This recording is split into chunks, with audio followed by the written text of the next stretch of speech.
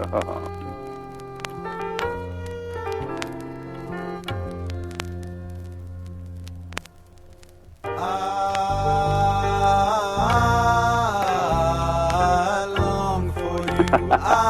long for you.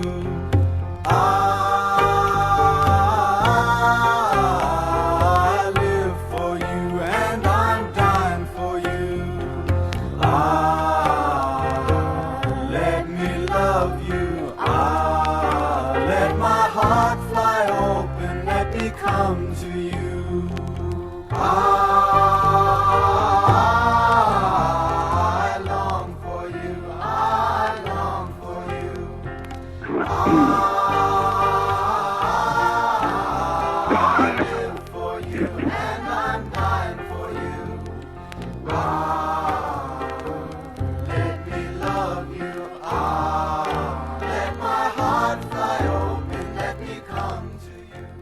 Folks, welcome inside the Paris Sea Palace, high above 3773 East Broadway. This is a live edition of the Jake Feinberg Show, comedy on Power Talk. Please go to our website, powertalk.live.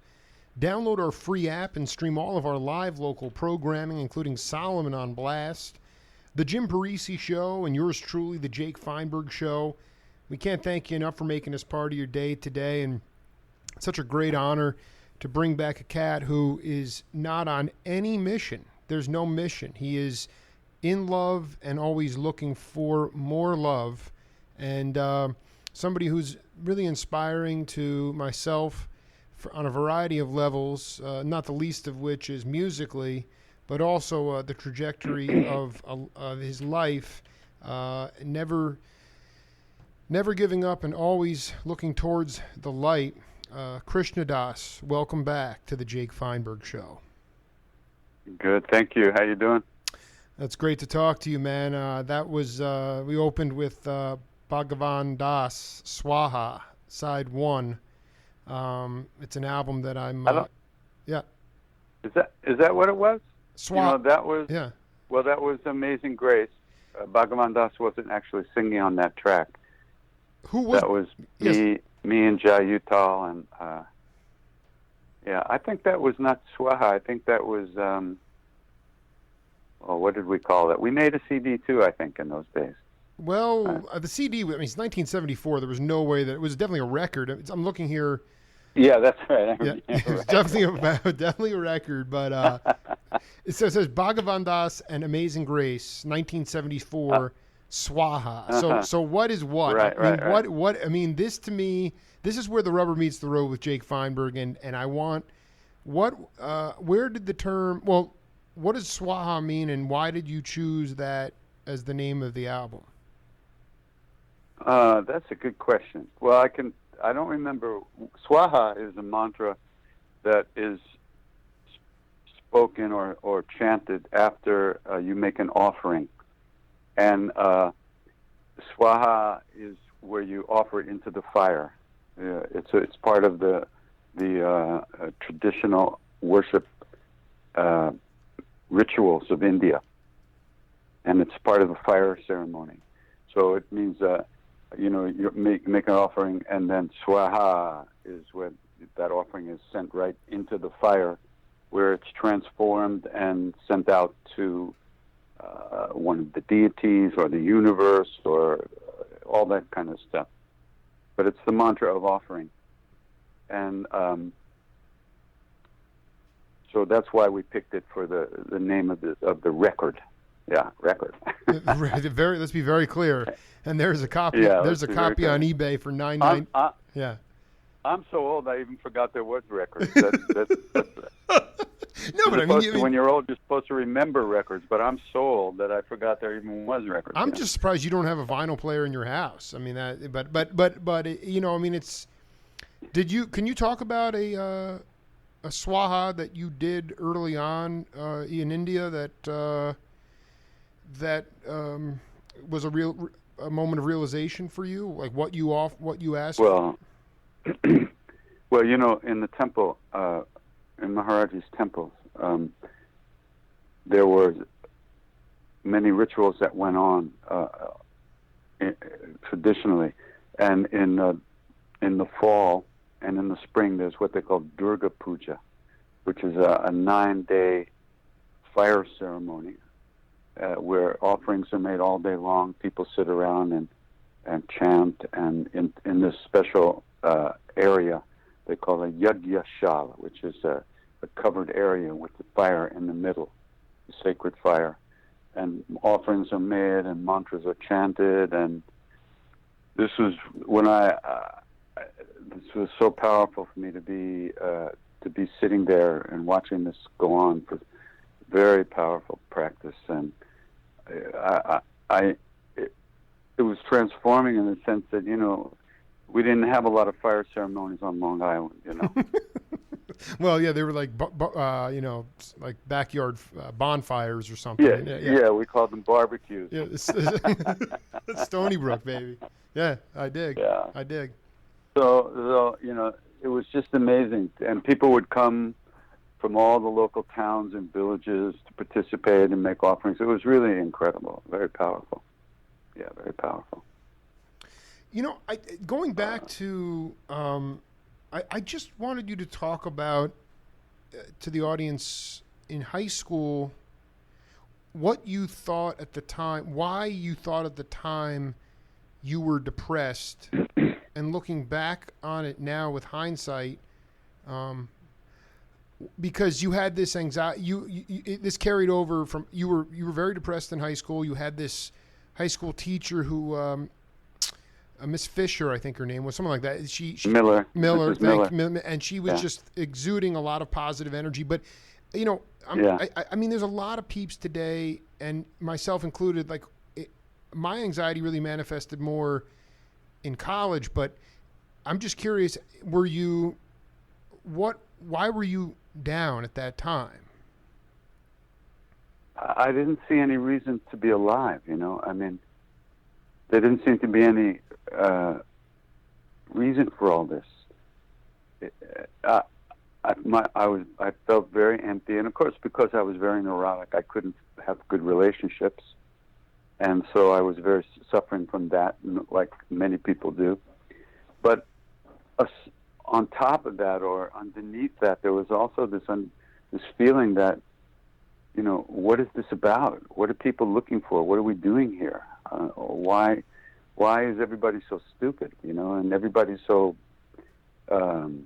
stupid in the sense of being kind of numb and not searching for something real. You know, I didn't see anybody around me that was looking for anything deeper than whatever goes on in daily life, and that wasn't enough for me. It's funny, you know, I still get together with high school friends maybe once a month or so for dinner. Yeah, about eight or nine of us, and you know, they all know I'm crazy. They came to a kirtan once, about 20 of them from high school. Came to a big kirtan in New York. Do you have dinner in Mineola, or where are you in the city, or where do you? Not so far from Mineola, but a little in the Forest Hills, I guess it is. Sure. That. They think you're nuts, right? Go ahead. So, anyway, so one of my friends turned to me and said, you know, so why'd you go to India, huh? What was that about? And this is after years. Nobody's ever asked me this, you know, none of these people, none of my friends. So I said, well, you know, I was looking for something deeper in life. I just felt there was something missing. I felt a hole in my heart, you know. And she just looked at me and said, oh, really? I never felt that. And I went, oh my, you know. And she never felt that. So she had no pull to look for anything more, anything else in life, right? Now, she's a great person. She's not a bad person. She's a wonderful person, a good person.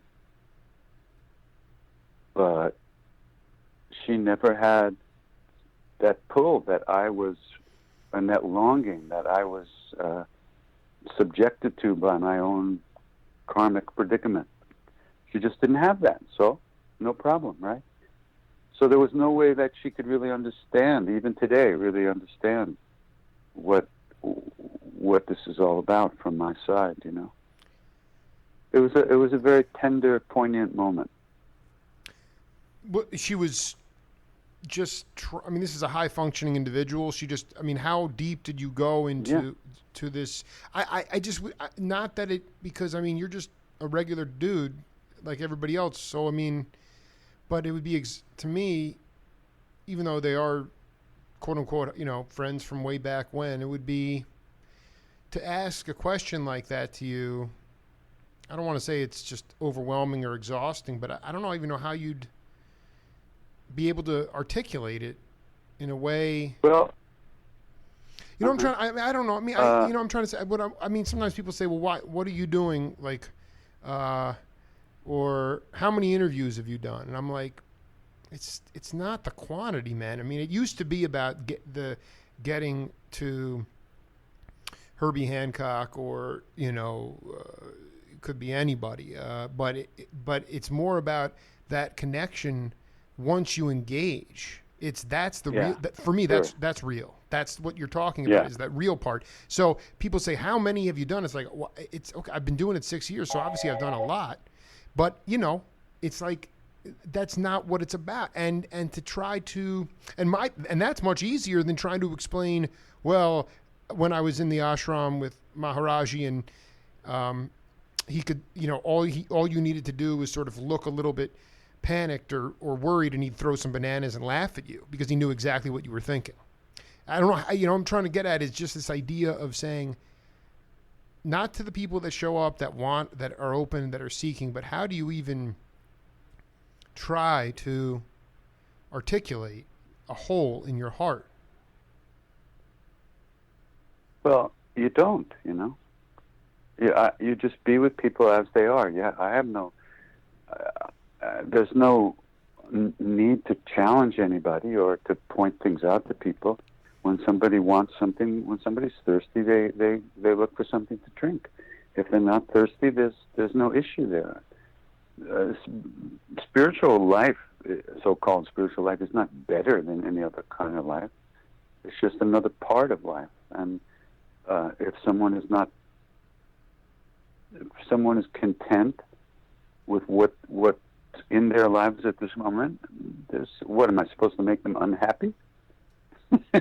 No, not at all. But I mean, but if they engage you, I mean, I guess there's part of it is throwing that all. But that was the point.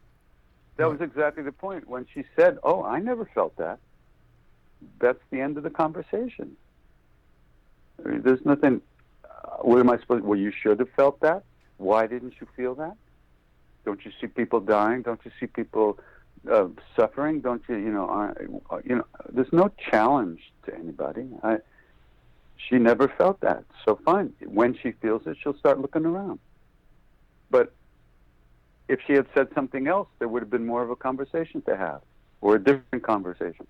But that was the end of the conversation, really, in terms of, she wasn't really asking me what I've found, but she was asking me why I went to India. And she said, "Oh, I never felt that." So what? She wouldn't go to India. She wouldn't look for something else in life. And who knows? Maybe she's a higher being than I am. I have no idea. But the point is that there was nothing more to say about it at that point. Okay, Period. so I cut you off in mid thought before asking about Mineola. Can you talk about when your friends came to see you at the ashram? Or, I mean, what that experience was like? Because here's the point. I know that you're saying it in jest, where you say, they think I'm nuts or whatever. But what does that mean? If you can explain to the audience, because what is it that doesn't make you better or more superior or anything like that because you're leading a spiritual existence? But what is it? Where is the divide there between those cats and Krishna Das? I'm not exactly sure what you're asking, but when they came to see they came to the kirtan in New York at the church is what it was. There was a whole row, about 20 people from my high school, that all got together and came to see what I do. Wow, that's awesome. And I made them all stand up, and 1,000 people applauded them. It was great. It was great. But I'm really only have a continuing closer relationship with about 8 or 9 of them, and there's a lot of love there. You see, that's the point. Even though they're not so-called looking for spiritual things, or whatever that means, or there's a lot of love between us, and they sense a lot of love coming from me, and they respond to that. But they don't know. There's no question about, is this spiritual love or emotional love or friend love? It's just love, right? And it spreads around in the whole table at dinner, and that's the real thing. It's not. You don't have to talk about it. That's the real teaching right there. That's the presence of love is very important. It's very, very unique thing. You know, in our last, talking to Krishna Das here on the Jake Feinberg Show, and in our last interview, you said, I go from love to love. I keep on seeking that. That's what we're all seeking. The problem is that the problem is that most of us, including myself, have bad aim, but we get up. Yeah, right. It's the long we have that drives us to continue to look. I mean, can you talk about looking for love in 2017 for you specifically? Like, because you like you said, along the way, you find people that you connect with, and could you talk about a love connection in 2017 for you, or recently that you can talk about? A love connection. Well, for me, it has less to do with a love connection to one person than it has to do with finding the space of love with everyone, even the white power people. And in this case, love means recognizing that their soul, their essence is not different than mine. However, their actions and their way of being in the world seems to be very different from mine, and seems to be creating a lot of suffering for themselves and others. And recognizing that, one finds a way to not get into the judging thing and the criticizing thing, and one tries to remember that I'm no different than them. I went to Auschwitz with Bernie Glassman and the Zen peacemakers on a retreat to bear witness to the suffering there. One of the things that happened was, I realized that I was not a better person than one of those guards, one of those Nazi guards. And that if I had been born in Germany at that time in a family of Nazis and educated and trained in that way, there was no guarantee that I would do anything differently than those guards did. I did not feel that I was a better person. I feel that I was born in a different situation, also due to my karmas, and I was allowed to grow in a certain kind of way. But I didn't feel better than them. And I began to realize how much suffering they caused, not only for other people, but for themselves. Right. And that they will have to live through the results of all that negative, terrible karmas that they created. And there's no cause for joy in that, in me. But there's only cause for compassion in that. And that's kind of what Maharajji always taught us, love everyone, serve everyone, and remember God. He didn't say just love the good people or love your friends. He said love everyone. And so that's the work that we have to do at some point. It becomes more... Yeah, go ahead. Well, no, this is really important because I transcribed this great thing. You said, I only go where I'm invited. And so, aside from feeling love for white nationalists, neo-Nazis, or people that drive cars into whatever. If you don't interact, you're not going to be, Christian Das is not going to be invited to Charlottesville or places where, I mean, the Klan is everywhere. But if you're not going to go and engage where you're not invited, then how are we going to actually fundamentally create, as Maharajji said, some sort of harmony? I mean, in or progress. And it's never going to be perfect. Never going to be perfect. But you go where you said you could sing 3 times a day, every day for the rest of your life if you wanted to. But you go where you're invited. And you are not being invited to the places that you're talking about. Aside from feeling like going to Auschwitz and saying I am no better than one of these guards in the gulags, Nazi Germany it's history now. I mean, in some ways, history does repeat itself. But okay, it is repeating. It is repeating, and I've been saying this for a long time. But so square that circle for me. I mean, is it just about putting out those thoughts of no superiority and love, and that's where it ends, or do you go? I mean, riff on that, because you're not going where you're not invited. Well,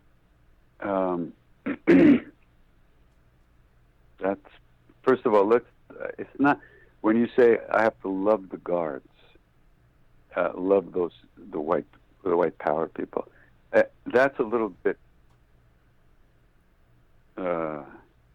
it's not like I'm sitting here loving them the same way I love my wife or my children.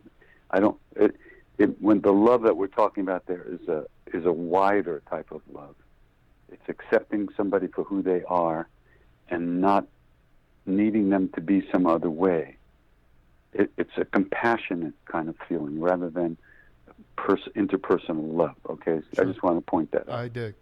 So the next part of the question is, I'm not on a mission. I don't know what I'm doing. I don't have a plan. I have no awareness of any other levels of why I am who I am and why I do what I do. But I know that what I do has an effect on people, and that if it has an effect on one person, it'll affect other people through those people. I can only do what I do, which is what I do. I'm not on a mission to save the world. I'm on a mission to keep chanting, and whatever that does, effect that has for people in the world, that's what it'll be. If they invited me to come and sing in Charlottesville, by the way, I drove through there last year. Mm-hmm. If they invited me to sing there, I would. You went to Kiev before Putin tried to take it away. I mean, you've been. Yeah, I was in Kiev. Yeah, just before, and then when they wanted me to come back the next year, but they said it's too dangerous. You can't come now, so I couldn't go back. You told that the class. I guess it was. God, I don't want to screw it. Was it the Tubes? What was the band that you could have sang on? The band that you could have sang on that record, but you decided to. Blue Oyster Cult. Thank you. Was there ever a point in your time? I mean, like. Just take it with Swaha. You guys did only a West Coast tour and things like that, but were you engaged in some kind of social justice? Right now, like you said, you say, I am not on a mission. I don't know what I'm doing, and I love that. I just, to me, you're not a deity. You're not, you don't want to be seen that way. You don't even know what you're doing. You just know you need to chant, and I love it. Yeah. But at a certain time, I'm still trying to figure out in this, you came back from India. Was there a time when you were pushing back because against some of the injustices in our society, in the world? Because at 39, I am now just naively realizing that this has been going on for a long time, forever, all this stuff. And so, I mean, have you changed in some way of letting go or realizing that you know what your strengths are, and you're going to stay in that zone. Or was there an evolution of getting to this point? Was there a time when you were more socially active? I was never very outwardly socially active. I never went to protests. I never did anything like that. But my parents, were very liberal and people, and my mother and father were very involved in civil rights, and so I was always involved in that. I always felt a part of that, and it's a part of my personal life. I don't get out there and demonstrate that way, because it always was apparent to me that the real causes of suffering were within each individual, and until each individual finds peace inside, there will be no peace in the world. So I'm kind of coming at it from that side. And I do feel I'm active. I do feel I'm socially active, but in a personal, heart-to-heart kind of way. And that's what I was asking about when you're... That's where I think that's where the real change has to happen. When did that... fundamentally, did that change in 1994 when you received a flash from Maharajji and your life fundamentally went on a different course? No, I don't think it went on a different course. It was when I finally found what I could do to help myself. And as time went on, it became apparent that it seems to help other people as well. And that's great. But that wasn't the original. A drowning man is not thinking about serving humanity. Right. He's thinking about keep breathing, And that was the state that I was in at that time. I needed to find a way to stay alive, and it was very real and very immediate and very terrifying, that the way I felt in those days. And when I finally had that flash about chanting, it was very liberating, because I realized this is what I could do to save myself, and I'm still doing that, even though it seems like a lot of people are affected through my practice.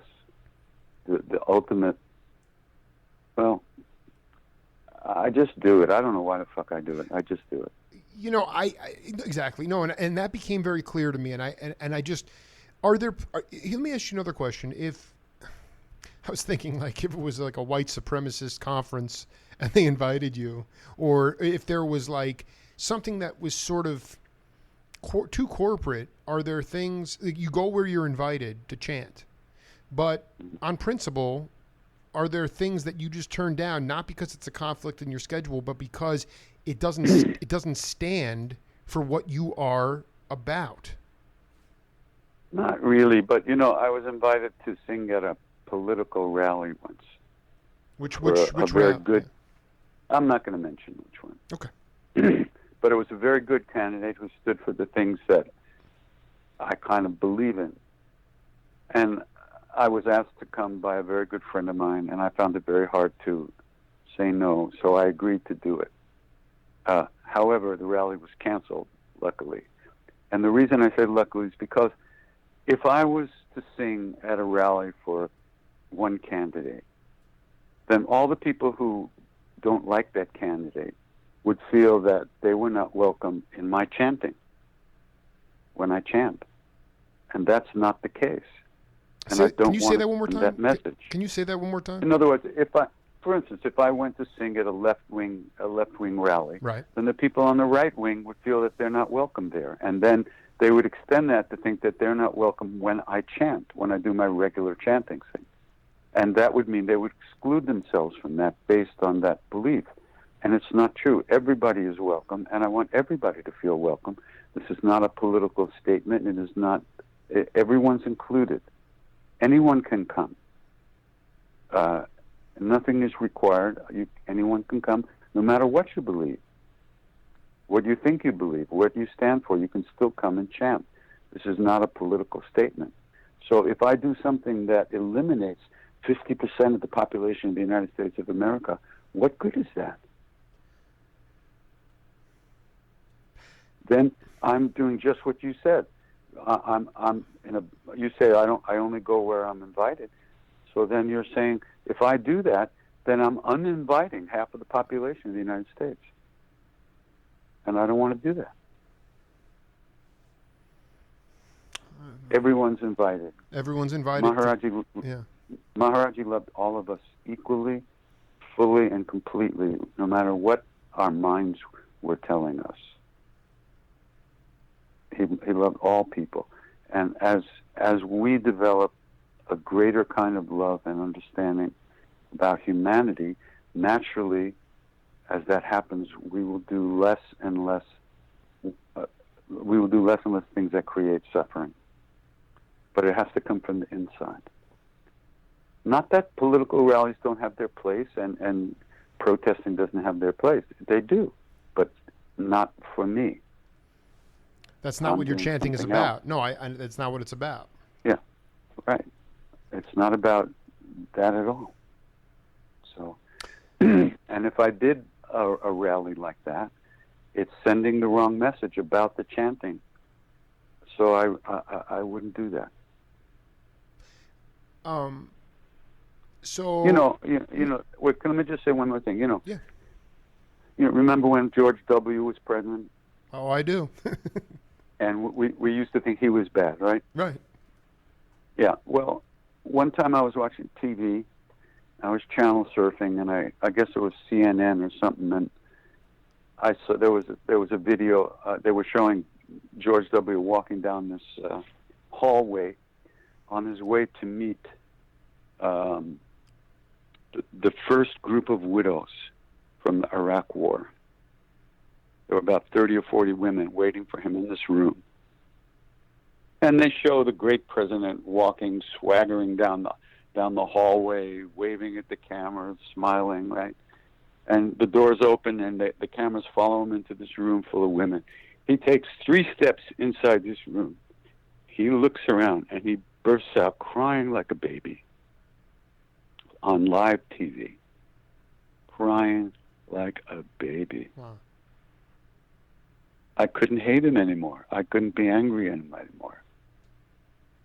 Because here was a guy who, through his own actions and whatever the causes of those actions were, whether they were his own personal beliefs or the situation that he found himself in, owing things to other groups as president, whatever.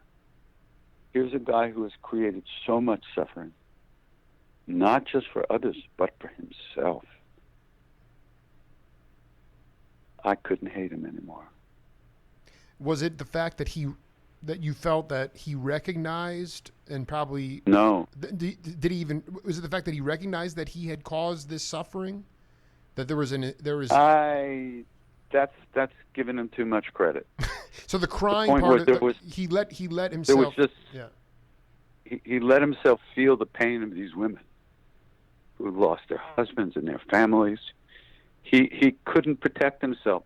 He had the intensity of that experience wiped away his fake facade that he carried around with him. And as a human being, he responded to their pain and suffering. And as a human being, I couldn't hate him anymore. As president, I probably could still hate him. Yeah, well, I mean, really. But as a human being who is going to have to reap the fruit of the actions of the seeds that he has sown, it wouldn't make me happy. Can you talk about, in your mind, the idea of introspection? How it's made you... because here's the thing, I looking at it from my point of view, and it's a little bit maybe more superficial when I hear about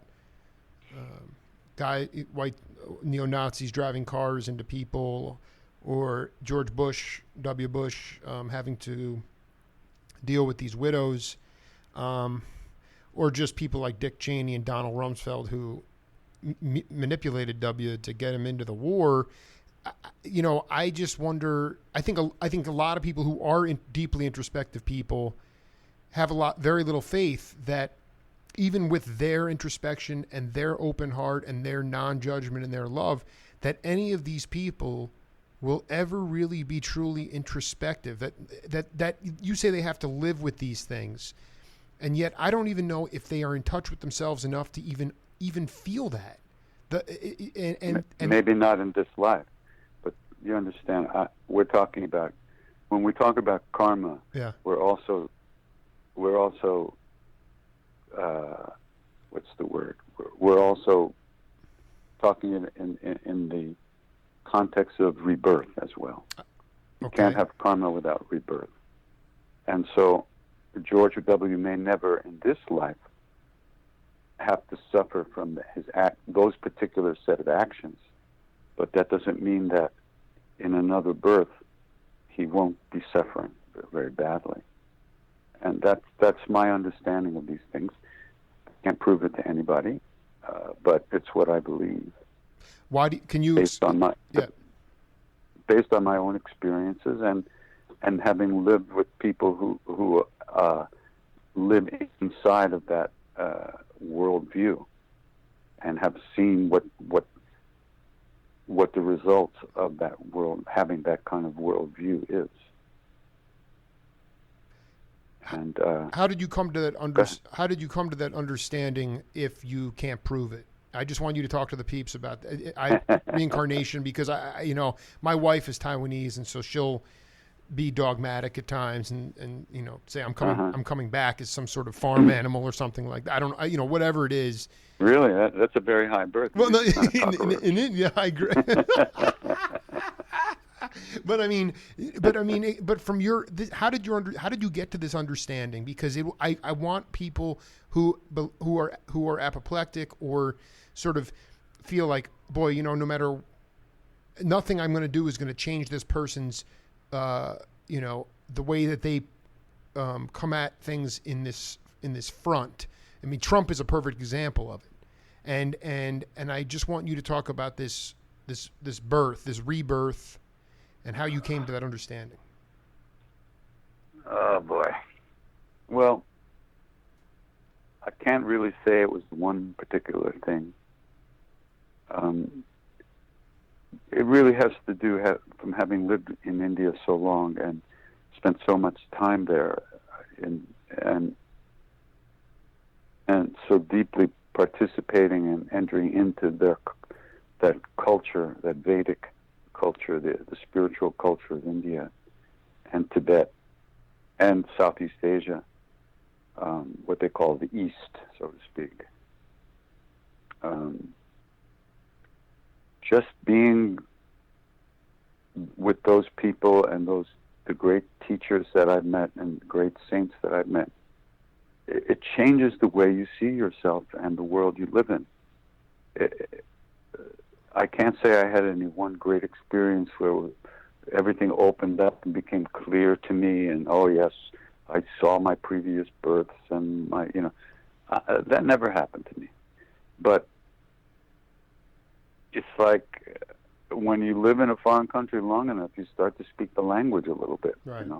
And that's kind of what happened. And the point is that if you accept certain things, it leads you to accept other things. You have to accept other things. In other words, if you start to accept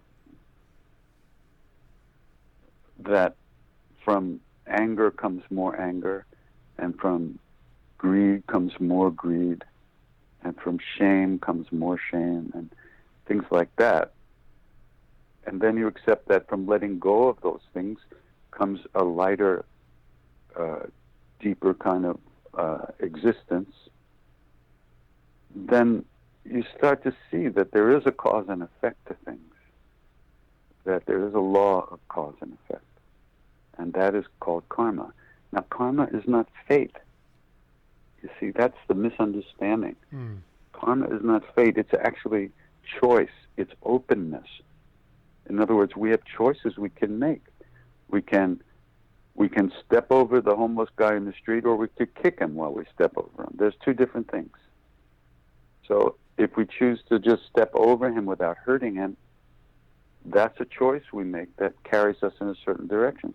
If we kick the guy as we step around him or over him, that's another kind of choice, and that kind of choice perpetuates the anger that's in us and the violence, and brings more violence and more anger.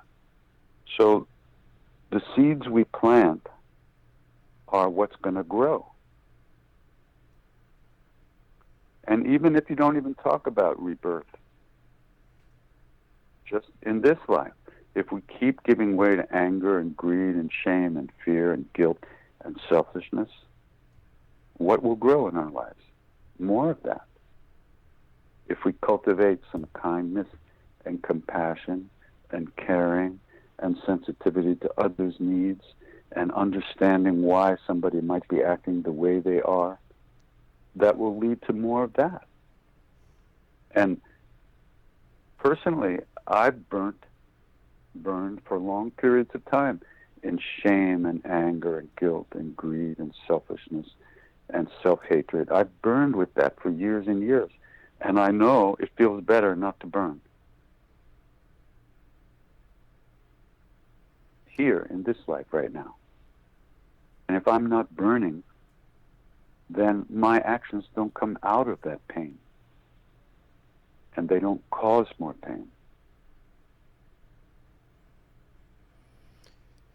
So I don't know if that's we're really getting somewhere now. I mean, this is where it's at. When I talked to Nick Turn in my second interview, it was like on the precipice of the election, and he's one of the smartest cats I've ever come across. Very articulate and one of the funniest.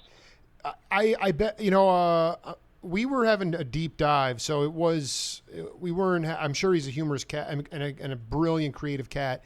He said to me, and I don't have the audio queued up, but with definite assurity, I mean deep assurity, he said, that man, referring to Trump, will not win. He will not win. He said it with definition. Mm. And I just wonder collectively, as a lot of people thought that. A lot of people thought there was no way he could win. But also, it speaks to this idea of what you just were riffing on so beautifully, kicking the homeless guy, refugees. It goes on, and demonization of other people. And I just say to myself, not speaking with, but I mean, the fact that I look at you and Nick Turn and there's a myriad of other people, but you guys are on the front lines of being people that are inspirational, and you don't necessarily even know what you're doing. You don't care. You're on the front lines. And where are you at? When something like that blindsides somebody, someone like Nick Turn? Because I walked out of there and I said to him, I agree with you, man. Although I felt I had a sinking feeling a couple months before that he would win. I just felt in my gut. So I wasn't as confident, but what he was really talking about was more about the morality of it, that he was would not triumph. And let's just set aside the whole Russia collusion thing, because maybe it'll all make sense someday. But let's say that that he did win fair and square, and that there was nothing nefarious. What does it say about humanity that they are shrouded in this absolute vitriol, that a majority of people would lean towards that view? And what is the best way for regular peeps like yourself? Is it just heart to heart, one-on-one personal connection? How do people find salvation in a time when they were like Nick Turn was absolutely blindsided?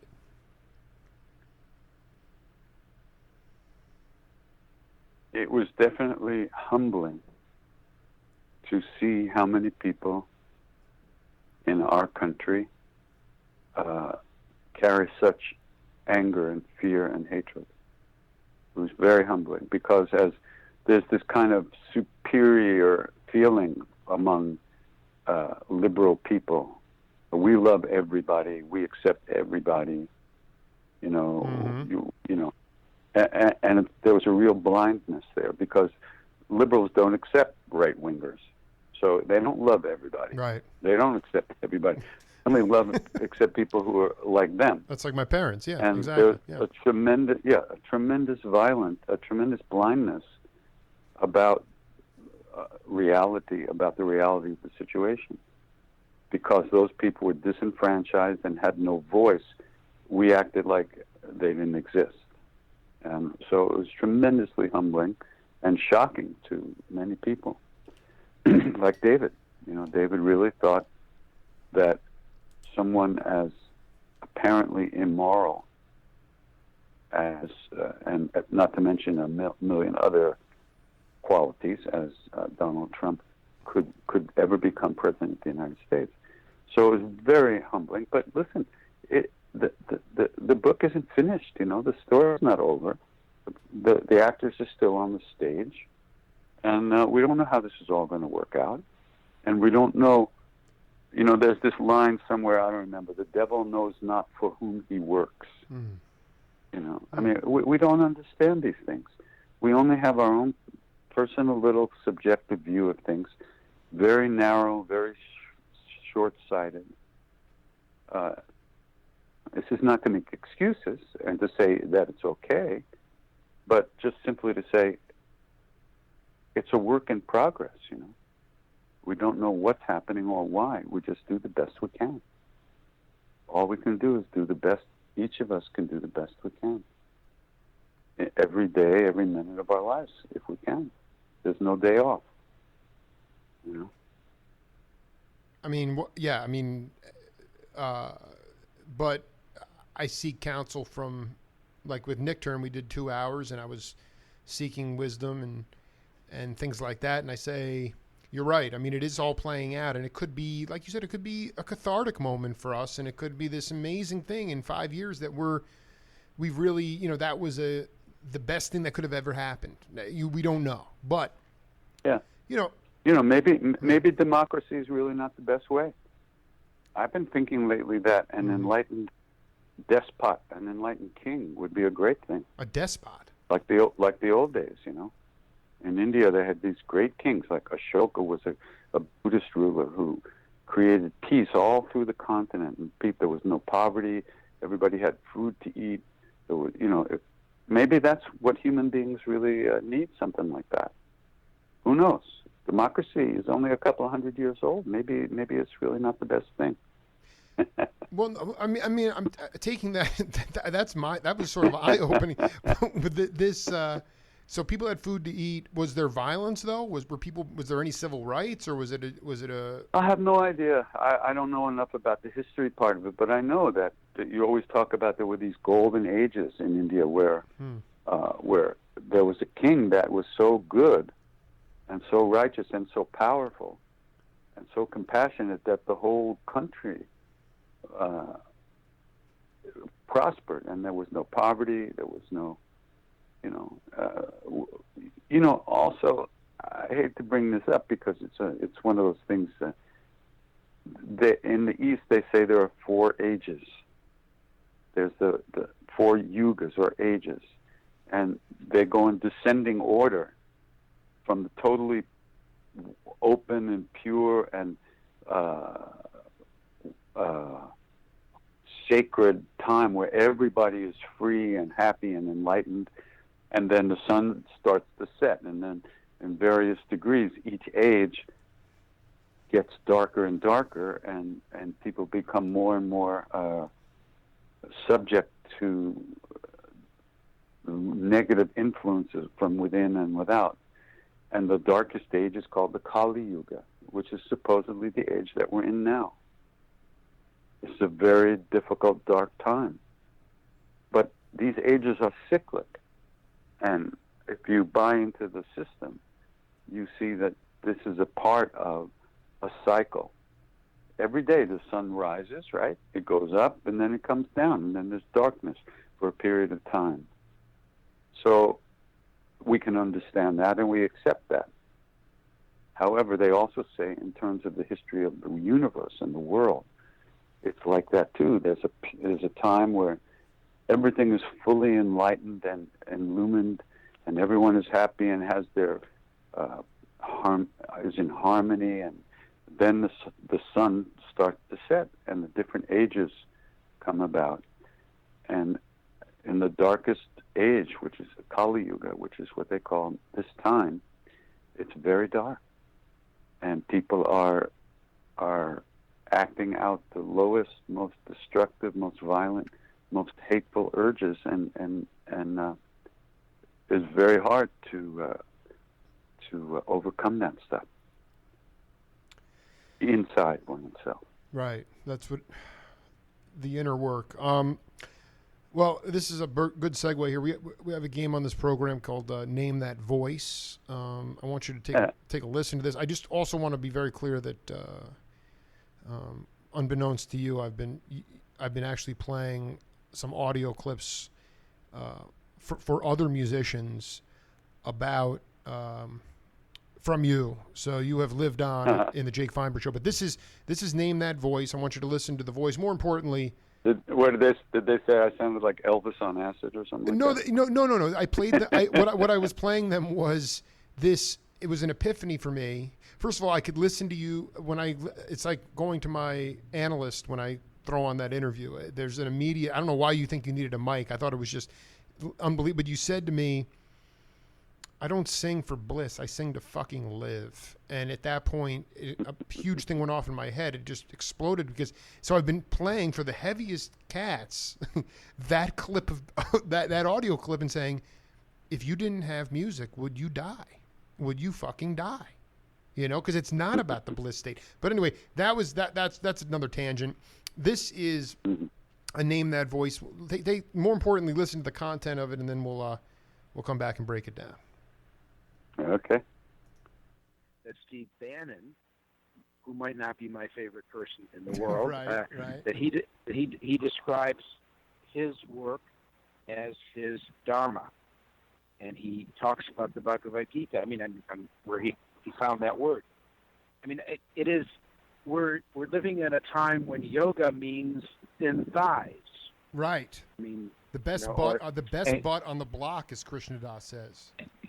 And that's not really what yoga means. Yoga means union with God. In fact, the word is the same etymology as the word yoke, as in I will yoke my bullock cart to the bulls that are driving it, or yoke the horse to the carriage. I will tie my small inner personal soul with God, tie us together. That's the union of man, woman, God. And that's these things that we do, these asanas, are to prepare us for meditation and for union with God. And there's in India hundreds of different kinds of yoga: Raja Yoga, Ashtanga Yoga, Kripa Yoga, Dharma Yoga, Karma Yoga, Nishkam Karma Yoga. And the yoga that Maharajji gave me was this yoga that I think of when he said that psychedelics will allow you into the presence of God, but wouldn't it be better to earn your way in? The yoga that he gave me is called Nishkam Karma Yoga. It is the discipline of trying to find your way to be reunited with God through working in the world without attachment. There's the kicker. The first part's not that bad. I'm with you, man. No, you were. All right, Krishna Das, who is that? That's my good friend Larry. Dr. Larry Brilliant. Sometimes brilliant, and sometimes a knucklehead, as he says. But what a great book! Have you read his book? Not yet. I did one. Yeah, I have to. But I'm more one of the great reads. Yeah, one of the great reads. It's fantastic. Well, even the story he told about Gandhi at the beginning. He told me that story. So I'm looking forward to diving into it. But can you talk about this?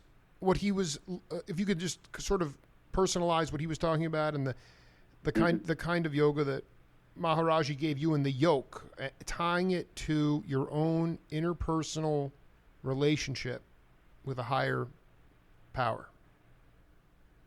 Well, it's really very much like Larry said. Nishkam Karma Yoga means yoga that's done, or work that's done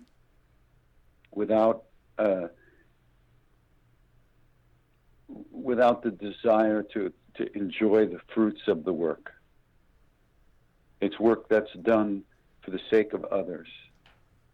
And for instance, when I chant, if I was chanting to get somebody off, to give them some particular type of experience, that would mean that I wanted something from the chanting other than to fill my own heart with love and enter into a deeper, loving presence.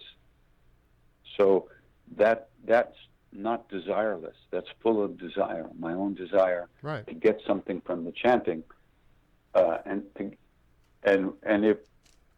of course, then the next thing would be, if I can get these people off, that means how great I am, right? Wow, I can do this. This is all fantastic. I should stand up taller and wear better clothes and blah, blah, blah. So that's desire. That's not desireless. That's acting for the fruit of the actions and trying to enjoy them. And if that's why you do something, the chances are it doesn't get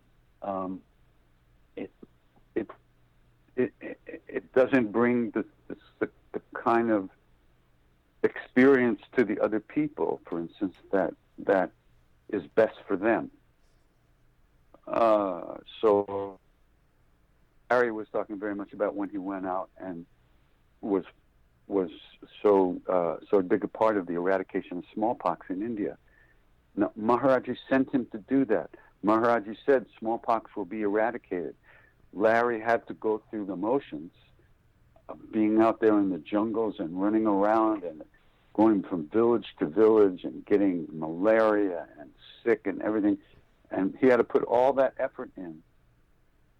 But he never felt that he was the one who was going to eradicate smallpox, because he had a wider understanding of these things, that it's God is the doer. We go through the motions. We might look like we're doing, like it might look like I'm singing to other people, but that's not what it looks like to me or to Maharajji. I'm simply a radio that's transmitting his song, and he turns it on and then he turns it off. When he turns it off, I mope around until he turns it on again. This is, I just, if you could be, clearly you were at a point in order to live in 94, you received this flash and, and then you started to perform. But can you talk about, was it always that way with you even going back, how should I say this? You just talked about this idea of saying, oh, look, I'm getting these people off, and that's not what it's about. Okay, I'm chanting, but I mean, was there an evolution with you with that? Because there was. There definitely was. I'll give you the short version, but if you want the longer version, it's in my book, Chance of a Lifetime. Okay, Chance of a Lifetime. Great, good. Yeah, it's in there with much detail. But after I started singing with people in '94. After about 6 months, I could see what was happening, and I could feel what was going to happen. That I could see that there was something going on. People were attracted to the chanting, were attracted to me, and I understood intuitively that I was not going to be able to handle this, and that I would misuse all this attention and energy that was coming towards me, and I would use it to satisfy my own desires, because I was hungry, and a hungry guy has to eat. Mm-hmm. And I would have gobbled up all this energy in all the different forms that it was coming to me, and used it all. And in doing so, not only would I not help myself, but I wouldn't be helping anybody else. And in doing that also, I would not be finding a deeper connection with Maharajji, which is what I thought I had lost, and which is why I felt I had to chant to reestablish that connection from my side. From his side, there was no dropping of the connection. He never would let go of my hand for a minute, even when I let go of his. But from my side, so I became horrified, and I realized my hopelessness and helplessness in the situation, actually. And so I quit singing. And in spring of '95, I went back to India. And I was talking to him inside, and I said, you have to fix this. This is your problem. I'm singing to people in your name. This is your problem. You fix it or I don't sing. There's nothing I can do about this. The problem is me, and there's nothing I can do about it. You have to fix this. Get it together, fix it, or I ain't singing it, and that's the deal. Well, and I quit singing. I went back to India, and I stayed about 3 months, and in my mind, I really had decided that I was no longer able to do this, and that I was not going to do it in a way that hurt other people and hurt myself. But over the course of that 3 months, towards the very end of that 3 months, he changed everything. He changed everything. It was on June 15th, 1995, that everything in my life changed. And there was before that, and there's after that. There's two different things. Wow. In a way. And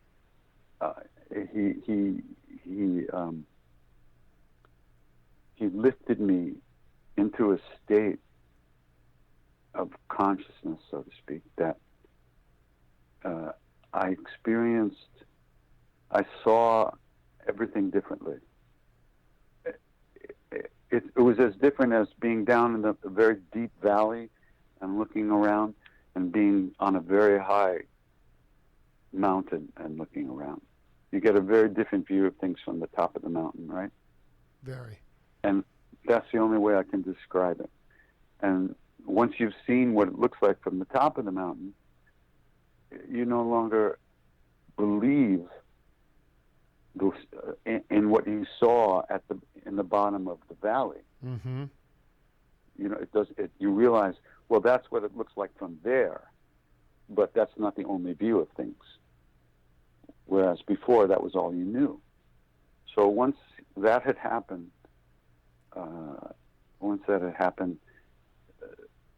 the way I could no longer, I just saw things much differently. I experienced them much differently. Something really changed inside of me.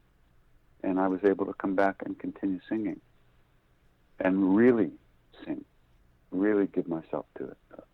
As much, 100%.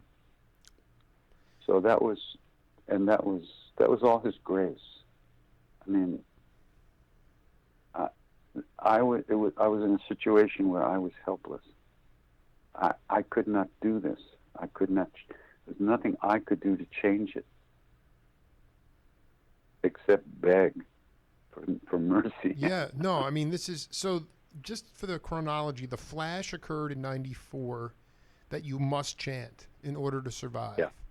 Then when you started to do that, you became horrified because you were doing it for the wrong reason, the wrong purposes, or it became you really. No, I was. Yeah, I became horrified a little gradually. I saw that I needed to chant to save my own life, Mm-hmm. but I was being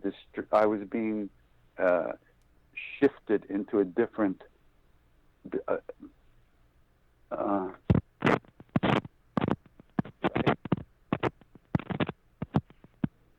Right? We're losing you a little bit here. Yeah. Is that better? You still there? Krishna Das? Yeah. Hello? Hey, are you still there? Hello? Yeah, hey. Yeah, I'm here. Okay, so Yeah. go ahead. I guess that was the spirits talking. So Anyway. yeah, no, so yeah. I just realized that I couldn't handle this. I wanted too much. I wanted fame. I wanted acceptance. I wanted people to love me. I wanted all those things, and it was coming to me. But that wasn't why I was singing. And I recognized that I couldn't not be hungry. And I couldn't not take advantage of everything that was coming towards me. And in doing that, I was losing the real thing that I was hoping for, that I needed, which was to connect deeply with Maharajji and with myself and with that love. And so that's why I went back to, I quit singing and I went to India to try to just beg for mercy, really, ultimately. And fundamentally, when you came back and continued to perform, there was an obvious sea change and almost unexplainable by words. Absolutely, yeah, Beautiful. Definitely. For me, anyway, yeah.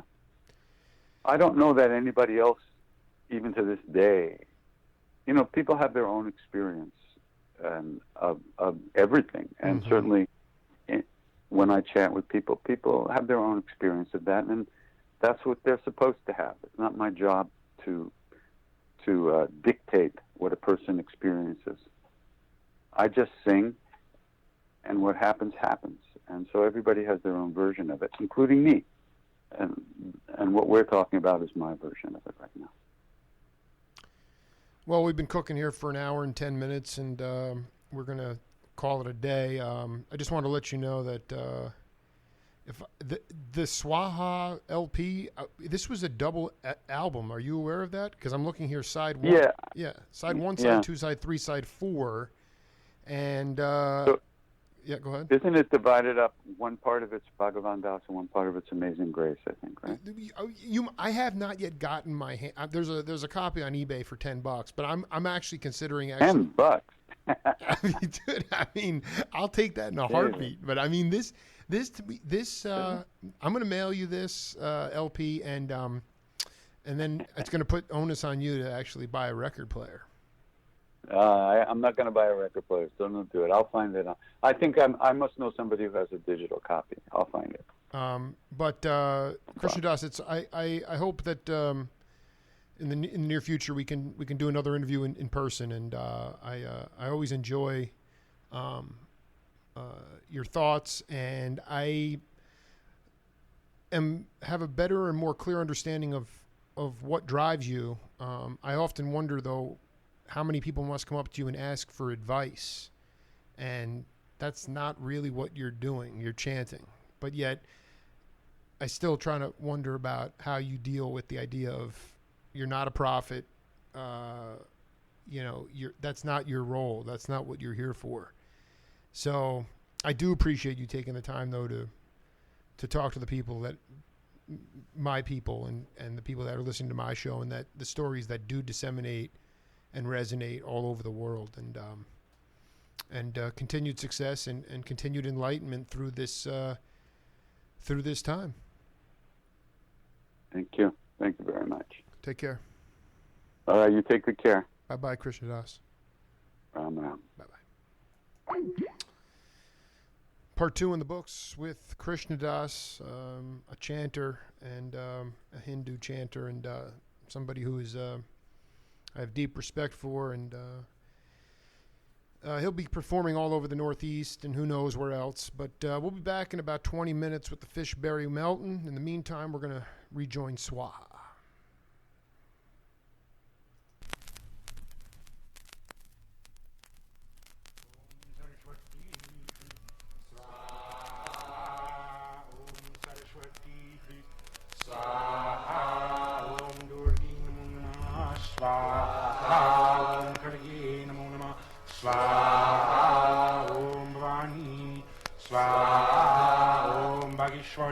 Swaha Om Brahmani Swaha Om Vishwani Swaha Om Rudrani Swaha Om Bhagishwari Swaha Om Kamishwari Swaha Om Narita, Swaha Om Siddheshwari, Swaha Om Mahalakshmi, Swaha Om Mahadevi, Swaha Om Brahmani, Swaha Om Vishwani, Swaha Om Rudrani, Swaha Om Bhagavati, Swaha Om Gange, Swaha Om Saraswati, Swaha